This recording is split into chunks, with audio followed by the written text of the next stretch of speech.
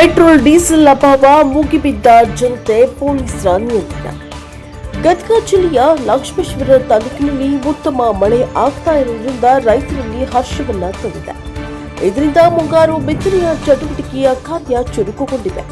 ಇಂಥ ಸಮಯದಲ್ಲಿ ರೈತರಿಗೆ ಪೆಟ್ರೋಲ್ ಡೀಸೆಲ್ ಅವಶ್ಯ ಆದರೆ ಇಂಥ ಸಮಯದಲ್ಲಿ ಡೀಸೆಲ್ ಅಭಾವ ತಲೆದೋರಿದ್ದು ರೈತರು ಡೀಸೆಲ್ ಪೆಟ್ರೋಲ್ಗೆ ಪರದಾಡುವಂತಾಗಿದೆ.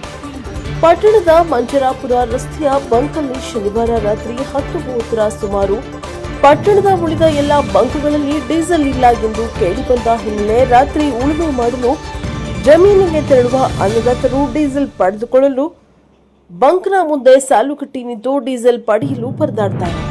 ಅದರಂತೆ ಇಂದು ಭಾನುವಾರ ಬೆಳಗ್ಗೆ ಮಾನ್ವೀಯರ ಪೆಟ್ರೋಲ್ ಬಂಕ್ಗೆ ಡೀಸೆಲ್ಗೆ ಬಂದ ಕಾರಣ ಗ್ರಾಹಕರು ಪೆಟ್ರೋಲ್ ಮತ್ತು ಡೀಸೆಲ್ ಪಡೆಯಲು ಮುಗಿಬಿದ್ದರು. ಇದರಿಂದ ಪೊಲೀಸರು ಮಧ್ಯಪ್ರವೇಶಿಸಿ ಜನರನ್ನ ನಿಯಂತ್ರಿಸಿದರು ಹಾಗೂ ಎಲ್ಲರೂ ಸರಣಿ ಸಾಲಿನಲ್ಲಿ ನಿಂತು ಪೆಟ್ರೋಲ್ ಡೀಸೆಲ್ ಖರೀದಿಸಿ ಎಲ್ಲರಿಗೂ ಸಿಗುತ್ತದೆ ಎಂದು ಹೇಳಿ ಸಮಾಧಾನ ಪಡಿಸ್ತಾ ಇದ್ರು. ಕೃಷಿ ಚಟುವಟಿಕೆಗಳು ಚುರುಕುಗೊಂಡ ಇಂತಹ ಸಮಯದಲ್ಲಿ ಸಮರ್ಪಕವಾಗಿ ಪೆಟ್ರೋಲ್ ಡೀಸೆಲ್ ಪೂರೈಸಲು ಸರ್ಕಾರ ಸೂಕ್ತ ಕ್ರಮ ಕೈಗೊಳ್ಳಬೇಕೆಂದು ರೈತರು ಒತ್ತಾಯಿಸಿದ್ದಾರೆ.